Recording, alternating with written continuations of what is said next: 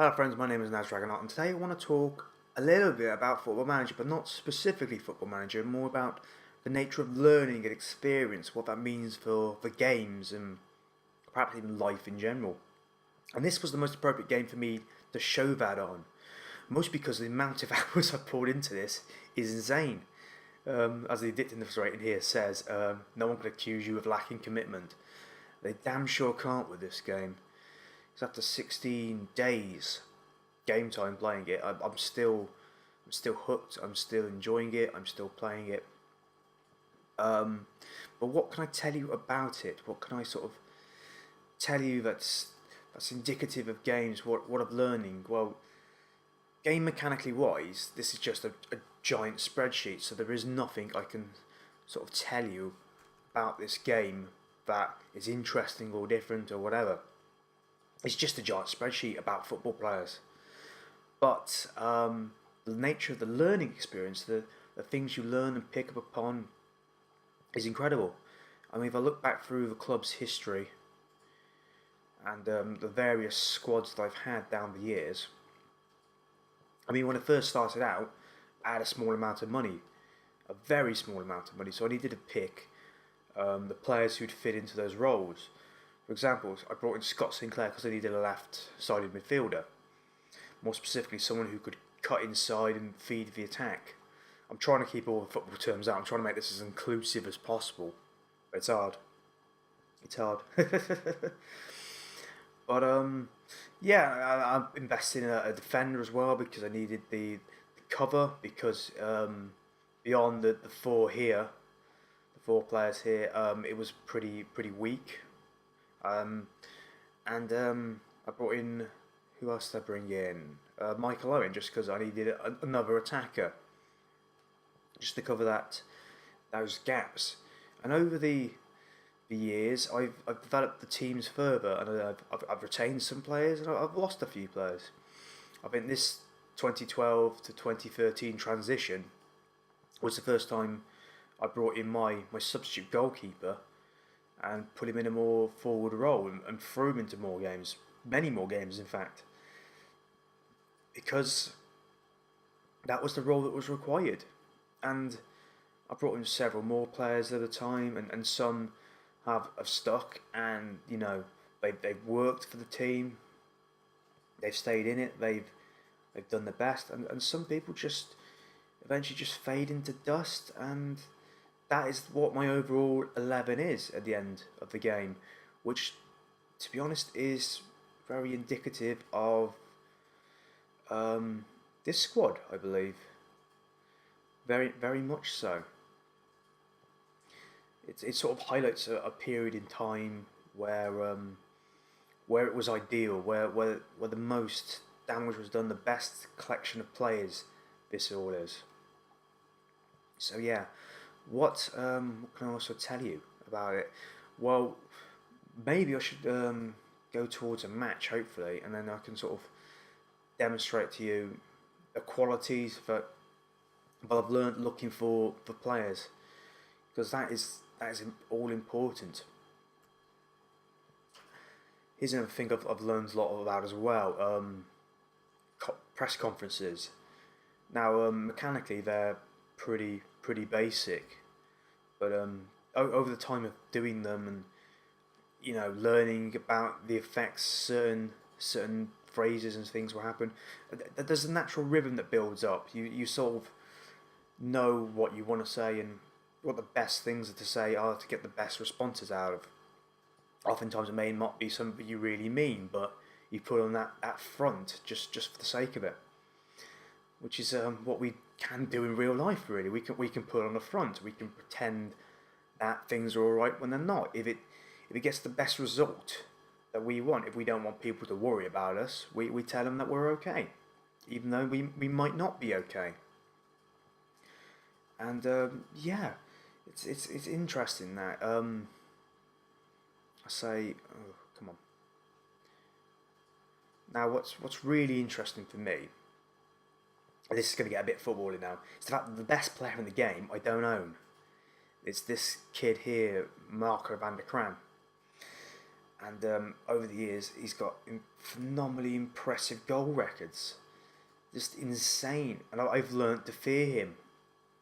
It's one of those learning process things again. It's one of those things where you learn about a player through the stories that are read about him. Like here, for instance, the stories, the goal tallies, and all the rest of it, and you learn that this is a dangerous player to have on the pitch. This is someone who needs to be feared and he needs to be marked, subdued, and all the rest of it. Right. So what can I tell you now?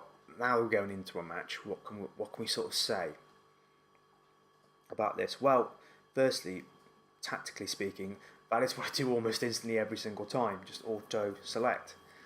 But of course, I have to take a look at it and go, okay, is that the best place for that player? Now I know most of these off by heart now, but this player, Andrea Bastianelli, he's changed his best position a number of times. But I know from playing with him and having him in the squad, I know full well, but he is best as a ball-winning midfielder in the centre in a support role. Why do I know that? Because I've used him a load of times. I've developed him from youth. I mean, if you look at his history, he's been with me since he was, what was that? 1, 2, 3, 4, 5, 6, 7, 8, 9 years ago. He's now 26, so I had him when he was 17, which is insane. And now he's officially classed as a world-class midfielder. He's probably one of the best midfielders in the game. And yeah, if he went to another club and they saw that job role, they'd probably assign that to him. But because I know him, because I've got the knowledge, I know what he's like, what he plays like, I can understand that. It's the same here with the goalkeepers. I know this guy is probably better than my other goalkeeper. I can find the compare button, I might be able to say. So there we go, compare. Compare with where is he? There we go. We compare those two up. A lot of the times, some stuff's better, some stuff's worse. But overall, I think this guy's better than that guy. But because of my relationship with the player in the game, because of my knowledge of him, I will pick him. Just on that basis. And well, yeah, it's a lot of odd bits, not like this. What I'm about to do now. Again, it's putting people out into different roles, swapping them about, just messing about with it. But because I know it could very well work, because I know even though I'm playing them slightly out of position in odd job roles, I know it could work. It probably will work. But then again, sometimes you've got to believe in it. Sometimes you've got to take a look at somebody's play style and then go, okay, they're probably going to work well there, for instance. So let's have a play and let's have a see what the result's going to be. Do apologise if you enjoy the sound of cheering crowds and whatever, but I don't, because I've normally got some music on in the background when I'm playing. That's not necessarily a learning thing, that's an experience thing. That's the way I choose to experience the game. I choose to have background noise. I choose to have no men cheering. That is the way I've chosen to play the game. And whether or not it enhances my experience to listen to music and play this game. That's what that does for me. But for other people, they might like the immersion of cheering people. But to be honest, how poor this looks in terms of a graphical 3D engine, I don't think I get that much immersion from it beyond the major management sections, which is odd. It's odd to sort of say, take out the screaming fans because, oh, there we go, 1 goal. Again, that's come from working set pieces. That's come from knowing the kinds of players who are going to be in the box, the kind of person who's going to cross that ball over. And again, that comes from learning stats. I mean, if I look at Andrea Schürrle, one of the few remaining survivors' stats, his crossing's pretty damn good. In fact, for a 33-year-old, he's in pretty good shape. I could probably stand to, oh dear, It's all falling apart there slightly. Very well worked set piece by the opposition. But I feel confident we can get back into this. And in a second, when half time comes around and the second half kicks in, I'll be able to share with you my substitution superstitions, if you will. So I do have a couple of them. Oh, that was nice. Scored a very nice goal there, did Aaron Ramsey. Again, one of the few surviving players left from the original game. Lee Murphy's an interesting player in terms of what he is. He was a player I brought in from a club at a young age. He's English because I needed an English left back. I spent a number of years developing him and making him better just by putting him in the odd game or two. And sometimes that works. Sometimes you get that superstar player that you need just by getting him a few games in the first team. God, this is about football now. Jesus. But he was a success story that I managed to carry over into other players. He did really well, and I was able to bring in people like this guy who's got a ridiculous name called Vonk Dugum. I was able to bring him in on that basis that because I had successes with young Mr. Murphy, I was able to bring in more players like it. There we go. I've got this one pretty much wrapped up now. I was able to bring him in, and it just gave me confidence to bring in other young players. Like this guy, he's just started with me, and I've got high hopes for him. And also, I've got high hopes for, and as for this kid, I've tried to bring him in, but I'm not overly convinced sometimes. I think it's better to look for players you're unfamiliar with this. It's better to look for people who you've got a good feeling about, who've got good stats. Because at the time I bought Mr. Schürrle, he was an unknown quantity. I didn't know who he was or anything like that, and I brought him in just because he had some good stats, and he's turned out to be one of my most successful players ever. Really, he's one of my most decorated. But I knew Neymar because it was like a year or two in the actual time. The time passed. It was a year or two later when I brought him in, and he was already being linked with Barcelona and all the rest of it. But because I brought him in on that basis, it took a long time for him to get into the squad, and it took a long time for him to be any good in it. And he still isn't perfect, which is unfortunate. He isn't perfect, but yeah, that's unfortunate. Right, half time. I always do the ask assistant manager because I can't be asked to deal with that. But normally, what I look for is the condition. Like if their condition is below 90-ish, I think 85 is as low as I'll go. I'll be looking to take them off.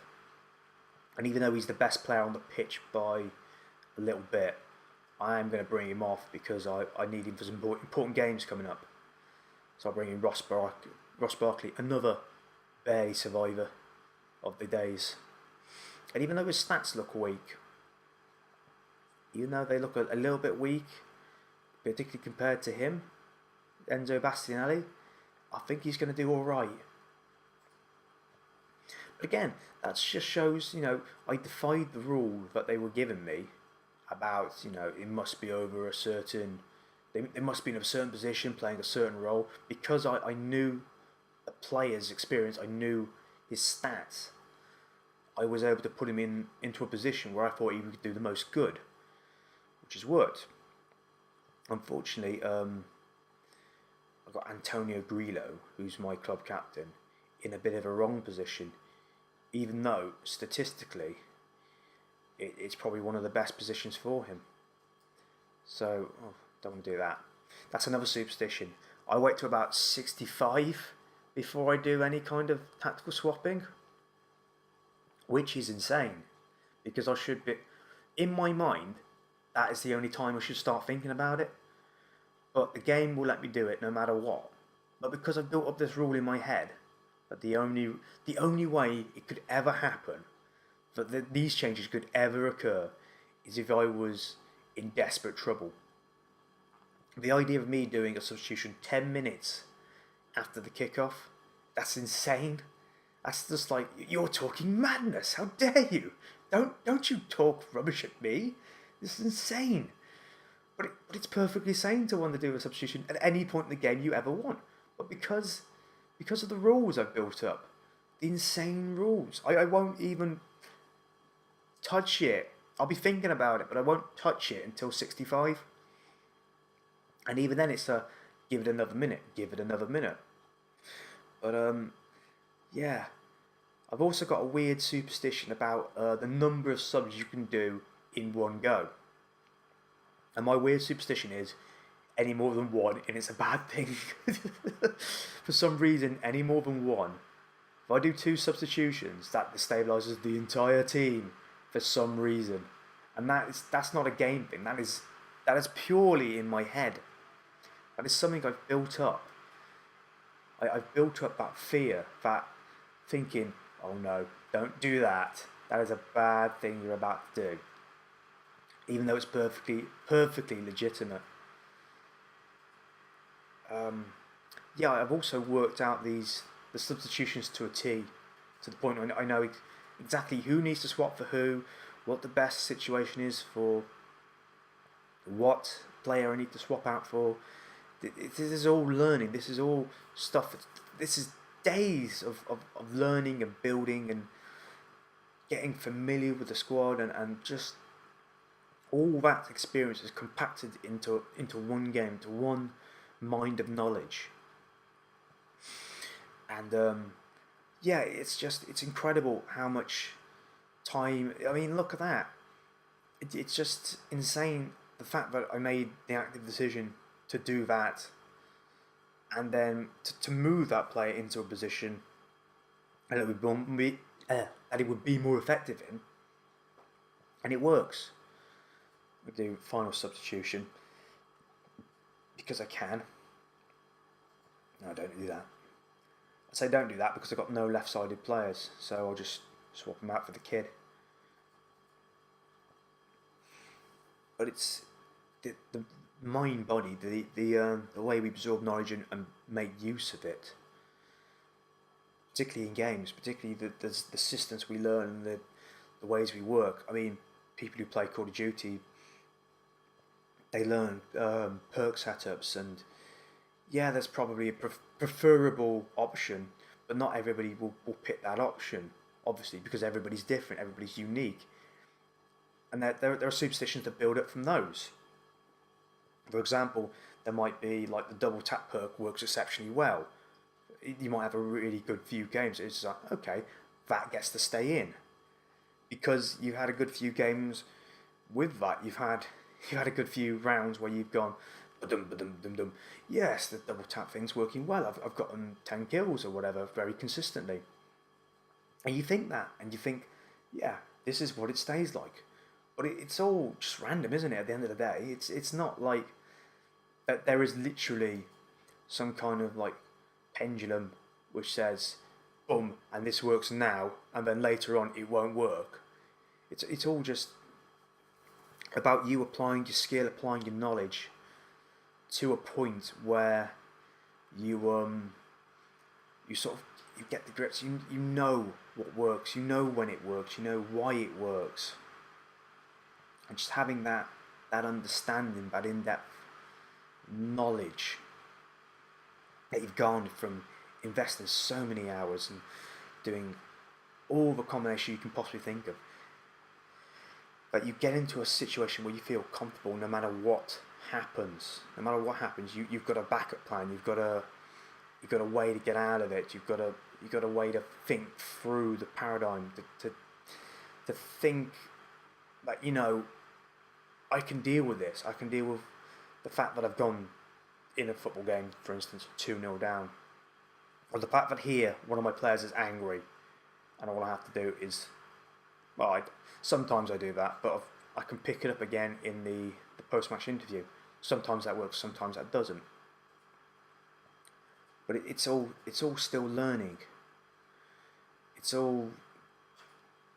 it's not completely wasted. I think it's the thing I'm trying to tell you with this. At the end of the day, playing video games, playing ridiculous things that take up your life, aren't entirely wasted. That these are applicable knowledge skills that you can learn. The ability to analyze information that you take in, to take a look at certain statistics and certain ways of thinking, certain tactics, I guess. Learning all those things. Learning the fact that he's going to keep doing this once every 4 months. He's going to come to me and say, I don't feel happy, boss. And I say, you've achieved so much, why didn't you achieve more?